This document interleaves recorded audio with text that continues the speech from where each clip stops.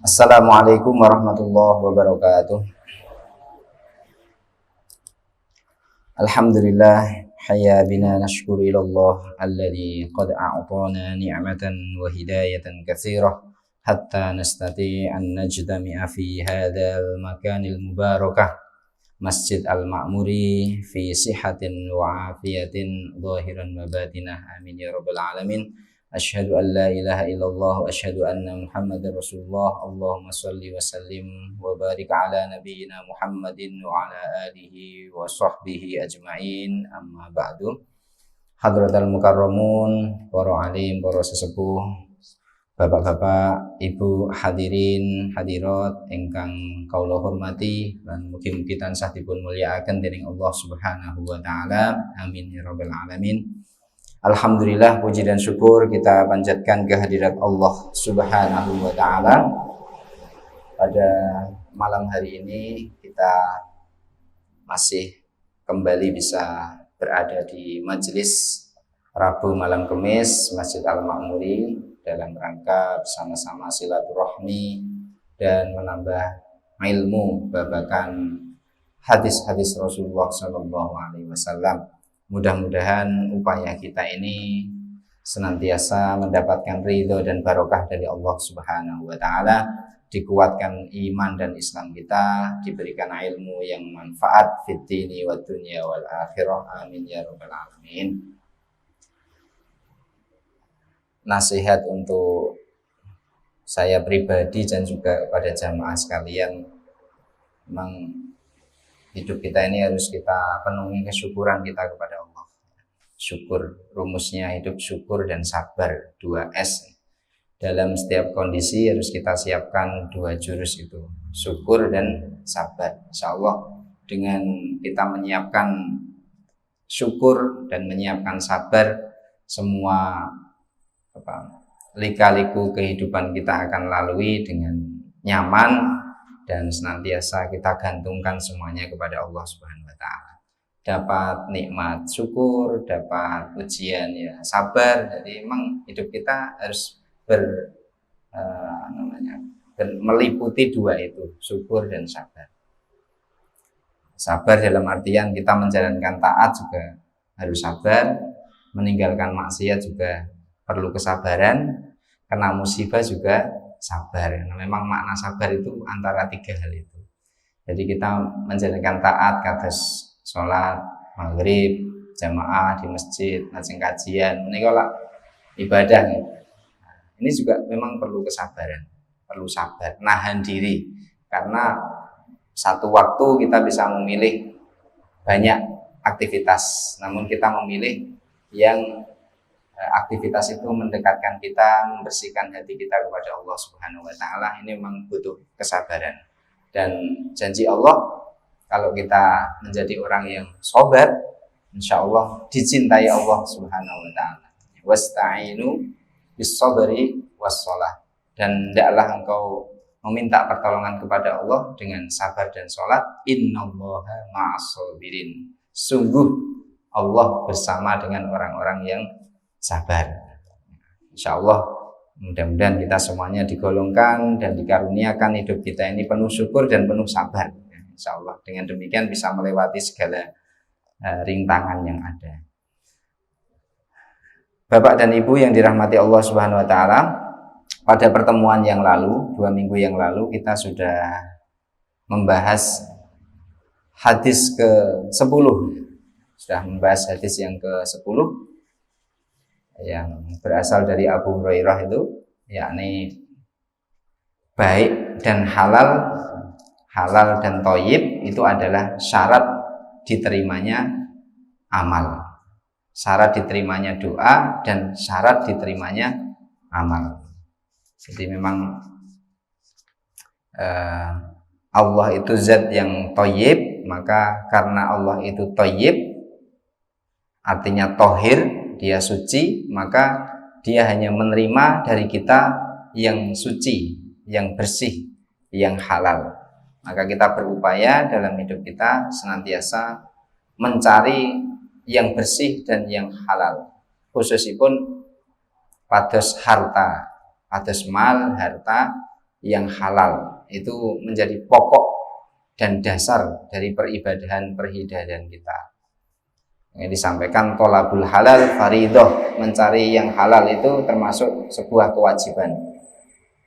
Ini mari kita jadikan sama-sama dalam prinsip kita, masih dikaruniai usia, umur panjang, bisa berupaya, maka kita cari harta dengan cara yang halal, karena itu termasuk kewajiban kita kepada Allah Subhanahu wa taala. Kita teliti dalam makan dan minum, berpakaian, yang kita tempati, semuanya kita pastikan benar-benar halal, sehingga dengan demikian apa yang ada di sekitar kita ini, apa yang kita lakukan ini berasal dari sumber yang halal dan akan diterima oleh Allah Subhanahu wa taala. Itu pentingnya kita ngaji. Jadi untuk mencari yang halal itu ternyata butuh ilmu.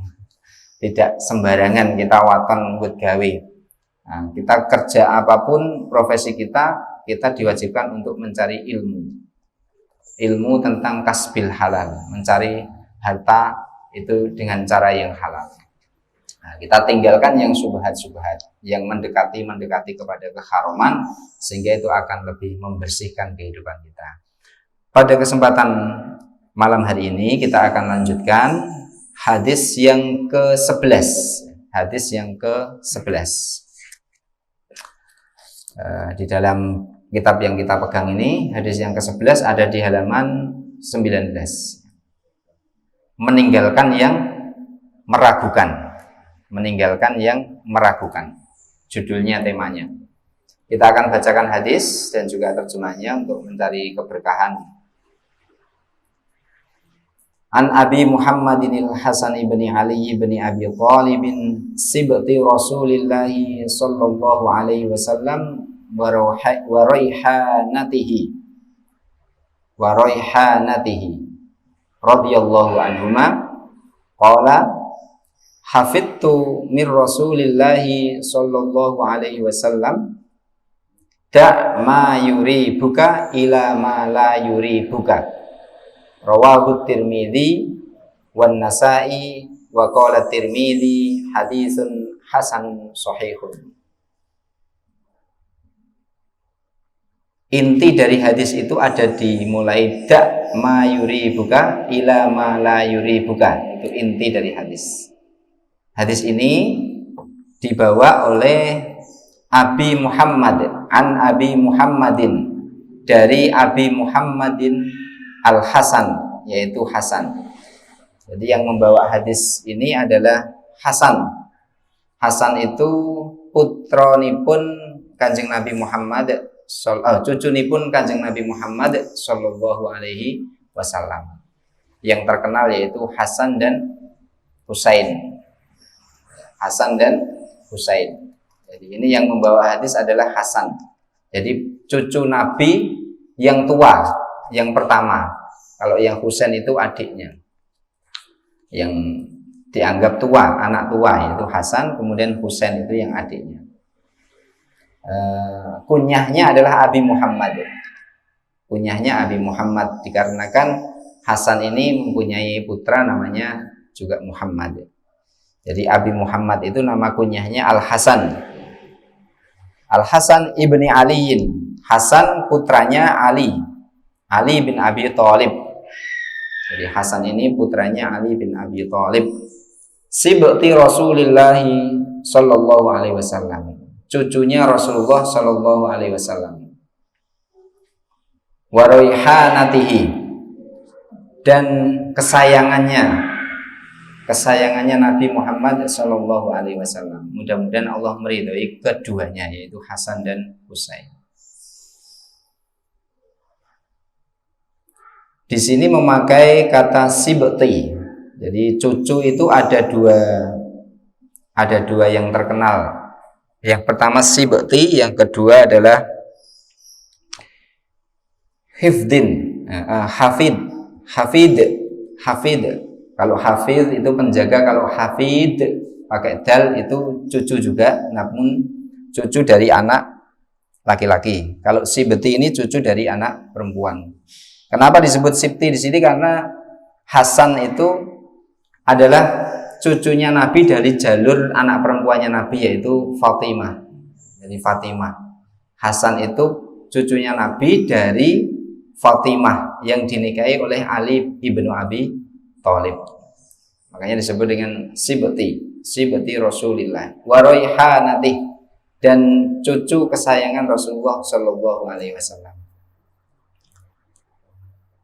Qala berkata siapa Al Hasan? Hasan pembawa hadis ini berkata, hafidtu, aku hafal, min Rasulillahi, dari Rasulullah Shallallahu Alaihi Wasallam. Maksudnya menghafal apa yang disampaikan oleh Rasulullah ketika beliau masih kecil. Da ma yuri buka ila ma la yuri buka. Da tinggalkanlah ma apa-apa yuri buka yang meragukanmu. Tinggalkanlah apa-apa yang membuatmu ragu.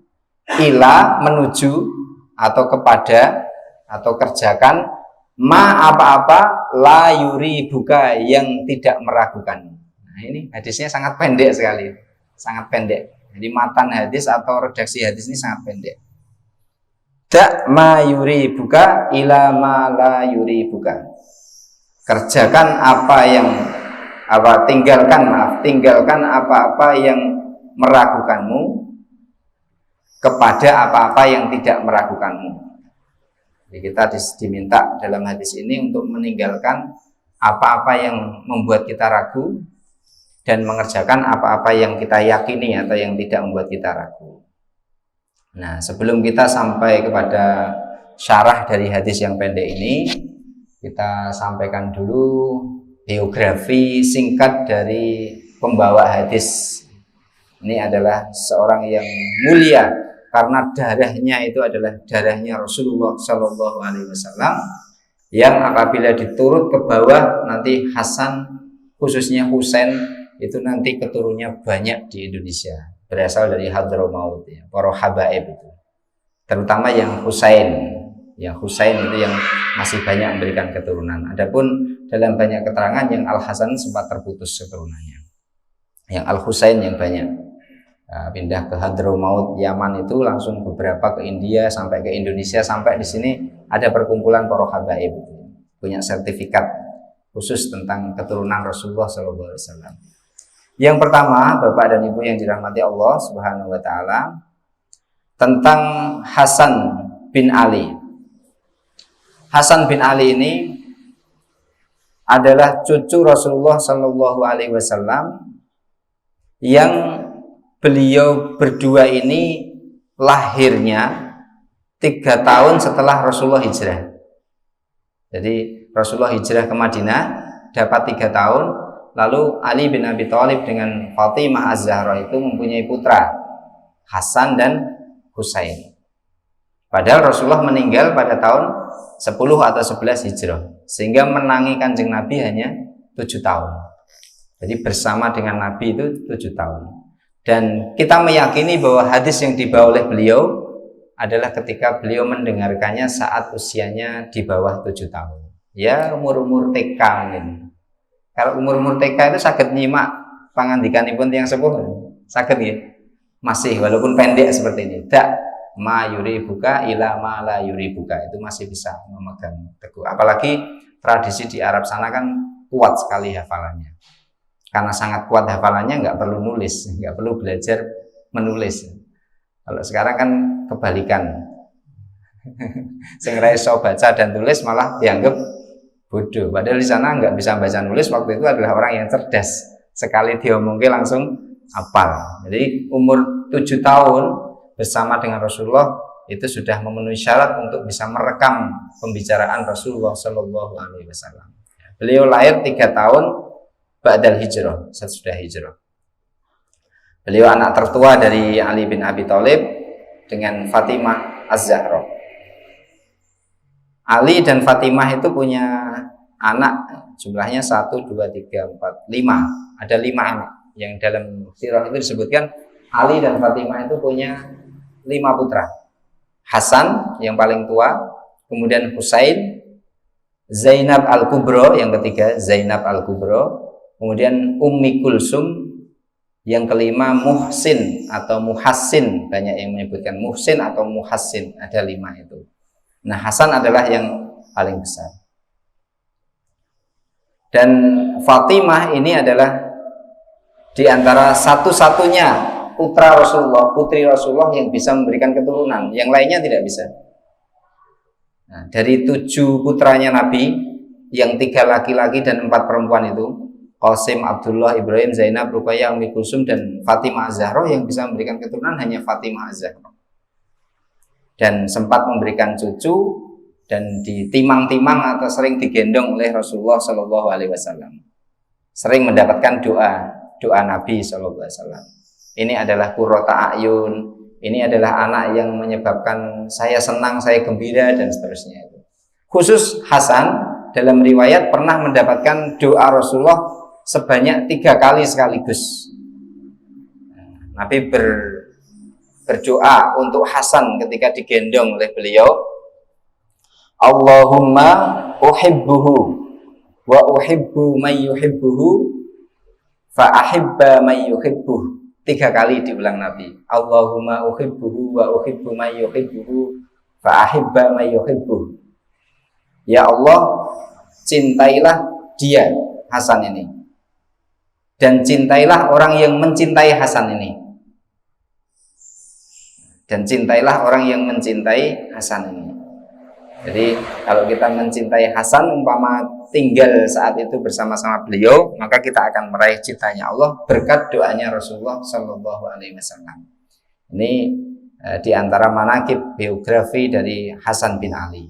Yang membawa hadis ini bukan orang sembarangan, orang mulia yang dekat-dekat sekali pertalian darahnya, yaitu cucunya Rasulullah Shallallahu Alaihi Wasallam.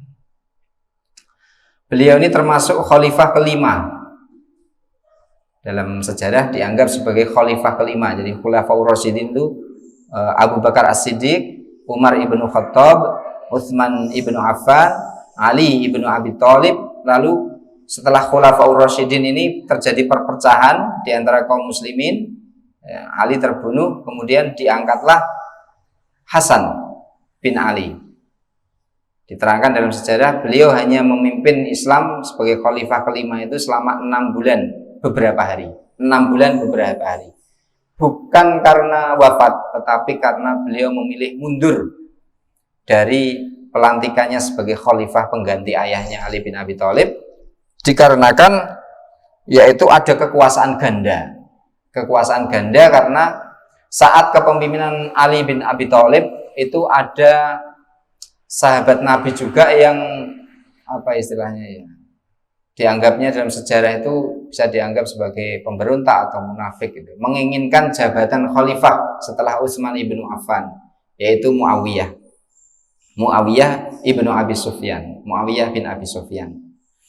Nah, ketika Ali bin Abi Thalib meninggal dunia, kok kepemimpinan berpindah kepada putranya Hasan, Muawiyah tambah marah. Aku mbiyen ket bapakmu sugeng wae isih pengen gulingke, kok bareng saiki wis sedo sampean sing neruske. Tambah permusuhannya semakin kuat. Sehingga orang muslim terbelah jadi 2. Itu mulai ada kekacauan di antara kaum muslimin sepeninggal Nabi itu saat terjadinya kekhalifahan Ali bin Abi Thalib.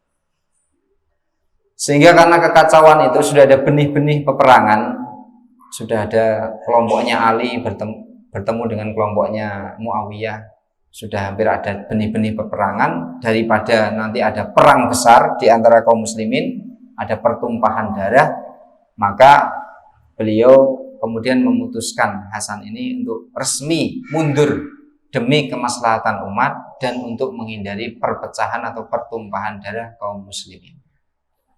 Dan itu dikuatkan dengan sabda Rasulullah Shallallahu Alaihi Wasallam terkait Hasan ini, yaitu sayuslihullahu bihi baina fi'ataini azimaini minal muslimin. Itu sabda Rasulullah. Sayuslihuhu akan mendamaikan Hasan ini baina fi'ataini, di antara 2 golongan azimaini yang besar minal muslimin, di antara kaum muslimin. Dan terjadilah apa yang diprediksi oleh Rasulullah ini, yakni Hasan ini mendamaikan kaum muslimin yang berpecah ketika beliau jadi khalifah lalu mundur. maka apa yang disabdakan Rasulullah itu senantiasa terbukti dan nyata. Rasulullah sudah meninggal dunia saat itu, jauh sepeninggal beliau, tapi terngiang dalam benak para sahabat. Rasulullah pernah menyampaikan bahwa Hasan cucuku ini besok akan menjadi pendamai, orang yang mengislahkan ketika Muslim itu terpecah menjadi dua golongan besar. Dan itu terjadi saat beliau sendiri menjadi khalifah kelima itu. Beliau mending mundur dalam rangka kemaslahatan orang Islam biar enggak bertumpah darah. Jadi ini satu keputusan yang sangat berat dan bijaksana. Beliau di sirah diceritakan wafat tahun ke-50 Hijrah. Wafat tahun ke-50 Hijrah. Ya, berarti usianya tidak sampai 50 tahun. Termasuk usia yang pendek. Kenapa? Dikarenakan beliau itu meninggal karena efek berat dari keracunan. Diceritakan di sana bahwa Hasan ini punya istri. Di antara salah satunya istri itu namanya Ja'dah binti Ash'ad bin Qais al-Kindi. Ini salah satu istri dari Hasan. Beliau diiming-imingi oleh Muawiyah. Diiming-imingi oleh Muawiyah, ya, khalifah yang sudah jadi itu. Diiming-imingi ketika nanti bisa meloloskan apa yang menjadi kehendak Muawiyah, maka akan diberi imbalan. Nah, ini betapa pentingnya mendidik seorang istri. Ternyata istri itu juga bisa jadi musuh dalam selimut. Ini terbukti ketika kehidupan Hasan diracun oleh istrinya. Cucunya Nabi diracun oleh istri. Ya. Ini karena ada faktor eksternal. Kurang pendidikan di Ja'dah ini kemudian dari faktor eksternal, yaitu Muawiyah. Muawiyah ini mengiming-imingi kepada Ja'dah ini, kalau kamu sukses meracun suamimu, maka akan kami berikan ganti uang 100.000 dirham. 100.000 dirham itu kalau dikeruskan itu ya 1 miliar lebih. Dan lagi masih ada, nanti akan dijadikan istri dari putra mahkotanya Muawiyah, yaitu Yazid bin Muawiyah, putra mahkota dari Muawiyah, yang digadang-gadang nanti meneruskan tampuk kepemimpinan ayahnya, yaitu Yazid bin Muawiyah. Nah, sukses ngeracuni Hasan, nanti kamu akan diberikan uang 1 miliar dan akan dijadikan istri dari putra mahkota. Akhirnya betul, karena tergoda, ya, maka Hasan ini diracun oleh istrinya, lalu akhir-akhir kehidupannya berjuang dengan sakit-sakitan, berjuang dengan penyakit. Yang merawat beliau itu adalah adiknya, yaitu Husain. Dirawat oleh Husain. Ketika detik-detik kematian itu sudah dirasakan oleh Hasan, ia berpesan kepada adiknya, "Dik, sesuk nek aku meninggal, tolong aku dikubur ning sampinge kakek, di sampingnya Rasulullah SAW, di rumahnya Aisyah." Karena meninggalnya Nabi kan berada di rumahnya Aisyah dan di situ dimakamkan. Aku sesuk njaluk wasiat nek meninggal sesuk dimakamkan di sampingnya kakek Rasulullah. Saya sudah bilang sama Aisyah, Ibu Aisyah, dan Ibu Aisyah setuju. Kemudian si Husain ini paham situasi. Loh Mas, apa mungkin sekarang kekuasaannya dipegang Muawiyah, itu kan orang-orang yang bermusuhan, tidak mungkin kok akan diberi kemuliaan, mereka mau untuk memakamkan kau di sampingnya kakek. Kalau begitu keadaannya, saya dimakamkan di Baqi saja, di baratnya mimbarnya Rasulullah, masjidnya Rasulullah SAW. Nah, ternyata firasatnya yang kuat itu terjadi. Ya. Terjadi saat kematiannya Hasan itu, semuanya orang muslimin sudah memandikannya, mengkafankan, mensolatkan, kemudian tinggal membawa ke samping makamnya Rasulullah. Tiba-tiba betul di tengah perjalanan itu dicegat oleh orang-orangnya Muawiyah yang dipimpin saat itu oleh Marwan bin Hakam. Terkenal sekali Pak, Marwan bin Hakam. Bapaknya terkenal, Hakam itu, Marwannya sendiri terkenal. Karena sejak Rasulullah itu hidup, ya bapaknya itu sudah dikenal sebagai orang yang mal'unun. Mal'unun itu orang yang dilaknati karena perbuatannya. Padahal masih ada keturunan Rasulullah itu. Misanan keberapa gitu. Jadi Marwan bin Hakam itu bapaknya maupun Marwanya sendiri itu orang yang mal'unun ibnu mal'unun dalam sejarah. Orang yang dilaknati dari ayah yang sama-sama dilaknati oleh Rasulullah SAW. Akhirnya betul tidak boleh dimakamkan di situ. Alasannya ya karena tidak mulia. Orang kan mulia itu kan kalau sudah wafat ya diperlakukan apa oleh manusia, derajatnya itu kan terlihat. Tidak mau itu kekuasaan yang mungkin saat itu. Maka Marwan bin Hakam itu mencegat, terjadi perselisihan, mau perang lagi, padahal sudah tinggal ngurus. Nah, di tempat kita kan nggak ada kayak gitu ya, nggak pernah ada. Nah, udah min dzalik. Kalau ini saking kuatnya perpolitikan saat itu, bayangkan orang meninggal mau dimakamkan saja tidak boleh, harus dialihkan jalurnya. Maka yang menengahi saat itu adalah sahabat mulia Rasulullah, yaitu Abu Hurairah.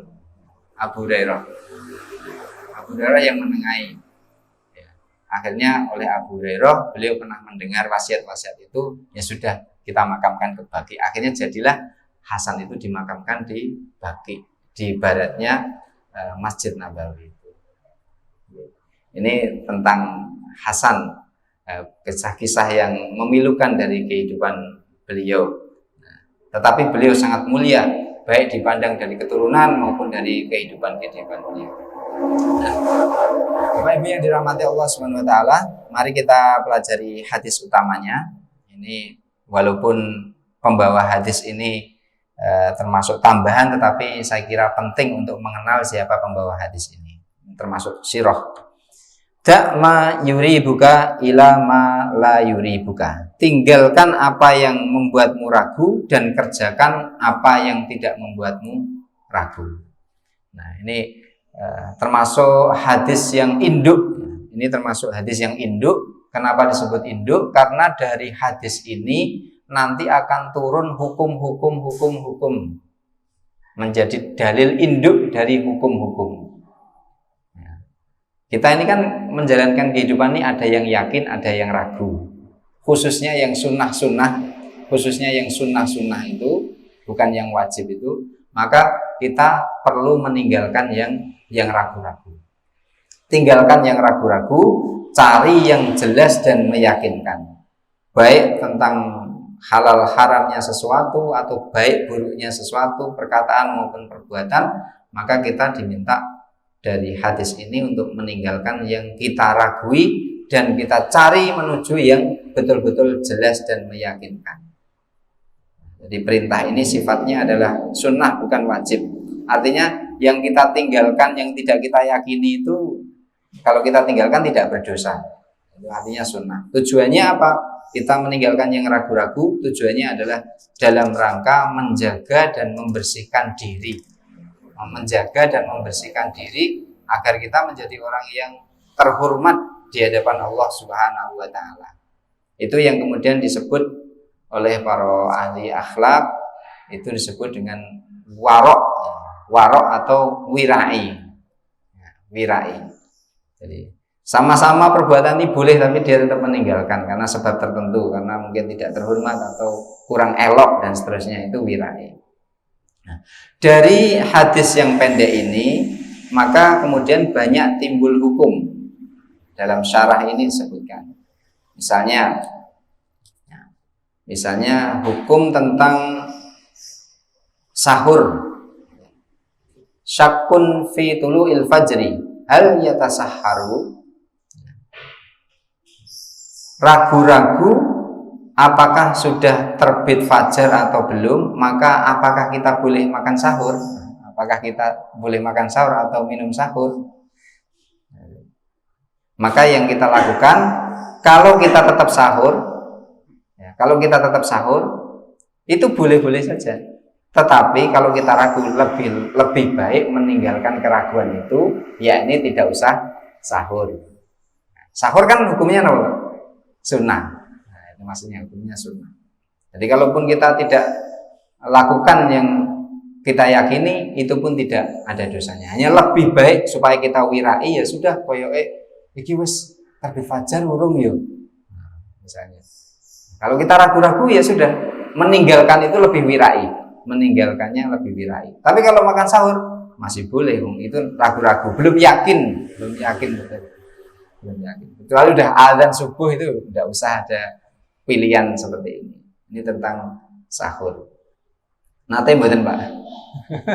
Ragu-ragu nggak pernah ya. Ya karena wis ana jam ada dekat masjid. Kalau zaman dulu mungkin ya iki wis terbit urung gitu kan. Di daerah tempat-tempat yang tidak ada auqat ya, waktu-waktu yang utama yang terlihat jelas. Kemudian ada lagi disampaikan oleh para ulama dari hadis ini, maka timbul hukum, contohnya adalah ketika kita diundang oleh orang yang fasik. Yang mengundang itu orang fasik. Orang fasik itu orang yang opo-opo melebet itu loh Pak. Jadi dia ya STMJ, sholat terus maksiat jalan, itu orang-orang fasik.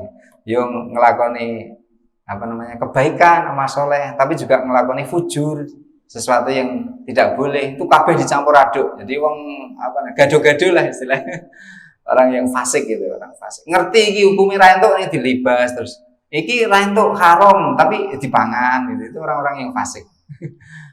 Itu orang-orang yang fasik. Apa-apa dilakoni halal haram wis ra peduli. Nah, kalau kita diundang oleh orang yang fasik seperti itu, maka kira-kira pilihannya hadir atau tidak. Nah, ini para ulama membahas sampai situ, Pak.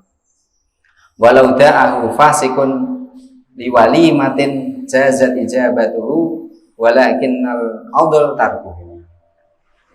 Diundang walimah. Padahal diundang walimah itu kan sunnahnya, kuatnya adalah datang, ijabatu dakwah. Karena kita harus memenuhi undangannya. Tapi sing ngundang itu wong fasik. Ku gegek sing dienggo tuku mak-emane sing arep dimaem iku saka harta yang haram gegekan. Nah, itu kan ragu.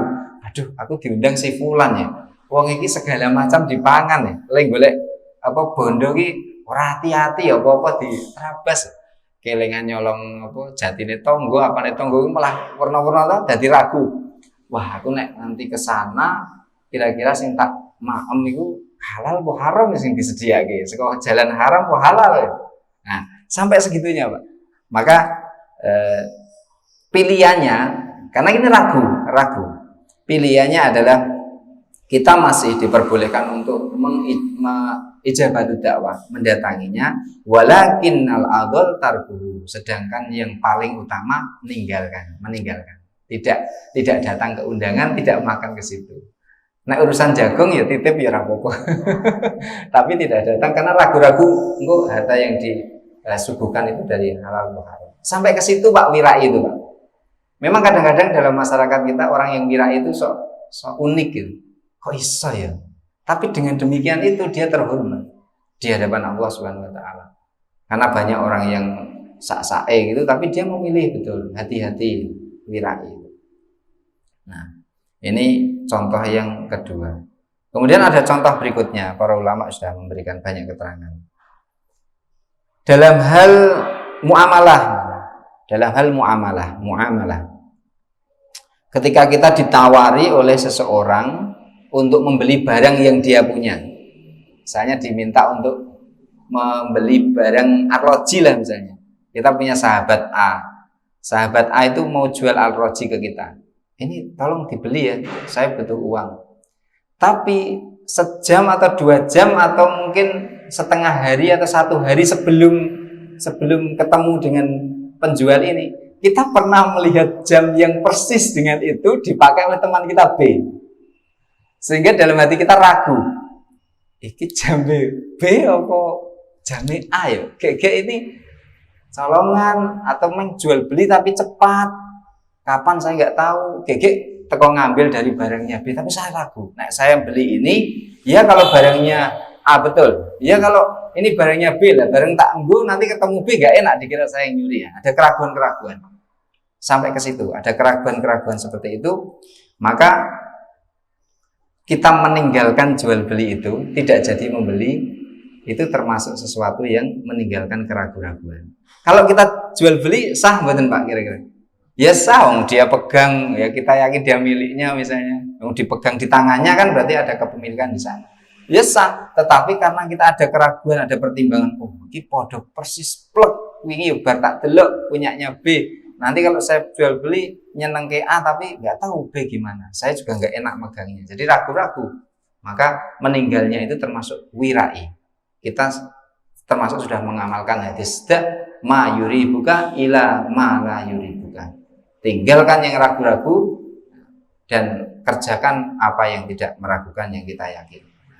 Sampai ke situ hukum-hukum ngoten niku. Nah, ini adalah contoh-contoh yang dikemukakan para ulama dan contoh-contoh di sekitar kita pun saya kira kita akan sering menemui demikian Bapak dan Ibu. Iki ragu-ragu, ada syak, kata syak. Syak itu ragu-ragu. Nah, ada juga contoh yang pernah kita baca dari seorang ulama tasawuf, filosof dan tasawuf, Imam Al-Ghazali. Imam Al-Ghazali menceritakan contoh tentang dua orang laki-laki yang bertaruh melihat burung yang ada di kejauhan. Dua laki-laki ini saling bertaruh. Itu burung gagak atau burung apa ya? Nek saya nebak burung gagak, nek kamu burung apa misalnya disebutkan. Nek tebakan saya betul, kamu harus menceraikan istrimu. Tapi nek tebakanku salah, saya yang menceraikan istri saya. Ada perjanjian taruhan kayak gitu, Pak. Neng bareng burung itu ditunggu-tunggu malah melayu lungo. Jadi nggak tahu itu burung apa sesungguhnya. Maka hal demikian ini, kata Imam Al-Ghazali, keduanya meneruskan dengan istrinya itu sah saja, karena tidak langsung secara eksplisit bilang ke istrinya untuk dicerai. Tetapi kata Imam Al-Ghazali, untuk kewiraian mesti keduanya sebaiknya afdol untuk kewiraian diceraikan kedua istrinya. Sampai segitu, Pak. Karena ragu-ragu, mau janjian Arab menceraikan apabila ada syarat, apabila sampai segitunya itu wirainya seorang ulama sekelas Imam Al-Ghazali. Sampai taruhan istrinya nggak tahu apa-apa, tapi yang taruhan dua laki-laki ini, Kang Sena nek salah dia yang nyeraikan istrinya. Nggak terjadi, burungnya lari nggak tahu kemana, nggak tahu burung apa sesungguhnya. Maka afdolnya itu dua orang laki-laki, dua-duanya istrinya diceraikan. Itu saking apa? Wirainya. Maka kita melihat ulama-ulama dulu yang sangat wirai itu namanya harum. Apa yang dituliskan, apa yang diucapkan itu oleh Allah diabadikan dan bisa kita rekam saat ini. Siapa Imam Al-Ghazali, karya-karyanya, pemikiran-pemikirannya, wirainya, peri kehidupannya bisa kita teladani, kita contoh, karena memang beliau orang yang terhormat oleh Allah, diabadikan kehidupannya walaupun nyawanya sudah meninggal dunia, karya-karyanya hidup, diteladani banyak orang. Tentu insya Allah amal solehnya juga jadi jariyah terus menerus. Kecuali para ulama itu menggarisbawahi, kecuali ragu-ragu yang muncul saat kita berada dalam sholat. Ragu-ragu yang muncul ketika kita berada dalam sholat, apakah wudhu saya batal atau tidak? Wudhu saya batal atau tidak? Maka para ulama menggarisbawahi, kalau ada muncul keraguan-raguan dalam hati, aku batal pora ya. Koyok-koyok ana sing metu saka napa dubur. Koyok-koyok ana sing metu saka dubur. Maka untuk hal ini kita harus memilih bahwa kita masih punya wudhu. Untuk hal ini, kecuali ini, kita tetap harus punya keyakinan saya masih punya wudhu sehingga lanjut sholatnya. Sampai betul-betul jelas ada suaranya tut atau gimana yang bisa kita dengar, atau baunya yang menyengat dari keluarnya dubur itu. Tapi kalau hanya perasaan kayak kerucuk, itu kan masih ragu. Aku batal ora ya. Nah, maka kita diminta oleh Rasulullah teruskan. Mungkin keraguan syak itu minas syaiton, dari syaitan. Nah, kita coba bacakan hadisnya. Ini memang diwanti-wanti kalau membahas hadis ini harus disampaikan ini, karena ini perkecualian. Idza wajada ahadukum fi batnihi syai'an fa ashkala alaihi akhraja amla fala yakhrujanna minal masjidi hatta yasma'a sautan au yajida rihan. Apabila salah seorang di antara kalian merasakan sesuatu dalam perutnya, kerucuk-kerucuk, dalam perutnya ada rasa kayak ada gelembung-gelembung udara, lalu dia kesulitan menentukan apakah sudah keluar gelembung udara itu atau belum, sudah kentut keluar belum, maka janganlah membatalkan sholatnya sampai dia yakin betul mendengar suaranya yang keluar itu bunyinya, au rihan, au yajida rihan, atau mendapati ada bau yang tercium menyengat. Jadi kadang-kadang ada orang yang dapat apa namanya itu ya, kerasukan setan ringan itu termasuk tergoda seperti ini, kayak ngentut sekali wudhu, terus kemudian ngentut lagi wudhu. Saya pernah KKN tuh punya teman seperti ini, satu sholat tuh bisa 2-3 kali wudhu. Sehingga kalau suruh jadi imam yo terima mundur rawani. Nah nanti nak wudhu lah ya bubar makmumnya. Akhirnya dia turut pilih di belakang, walaupun dia adzan komat tapi baru terus milih yang buri, soalnya dia malah meyakini akan batal ya. Nah, waktu itu saya belum punya ilmu, nek ngerti tak kan dan ngandani wis tahun biru itu.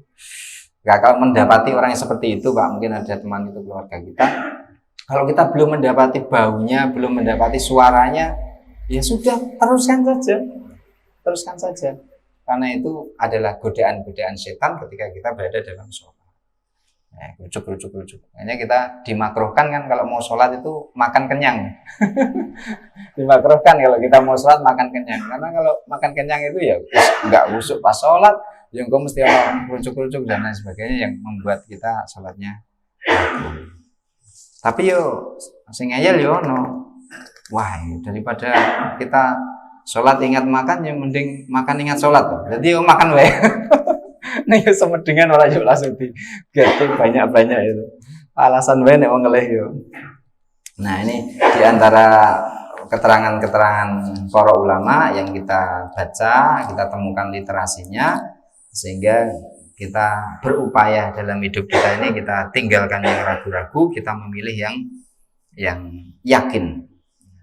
Ini tujuan dari hadis ini, Bapak Ibu yang dirahmati Allah Subhanahu wa taala, menyampaikan kepada kita semuanya akan pentingnya sikap berhati-hati dalam berbagai keadaan untuk wirai, yakni meninggalkan sesuatu yang ragu, yang tidak jelas, menuju yang yakin dan jelas, khususnya kita dalam bermuamalah serawung, khususnya lagi pada halal yang haram, khususnya lagi pada makanan dan minuman yang masuk ke dalam perut kita masing-masing. Mudah-mudahan Allah memberikan kekuatan kepada kita, menolong kepada kita untuk bisa menjaga diri kita, membersihkan makanan-makanan kita pilih yang halal, kita terhindar dari yang haram, kita dibersihkan Allah dari hal-hal yang meragukan, dan kita bisa melaksanakan kehidupan dan beragama ini dengan yang kita yakini, insya Allah.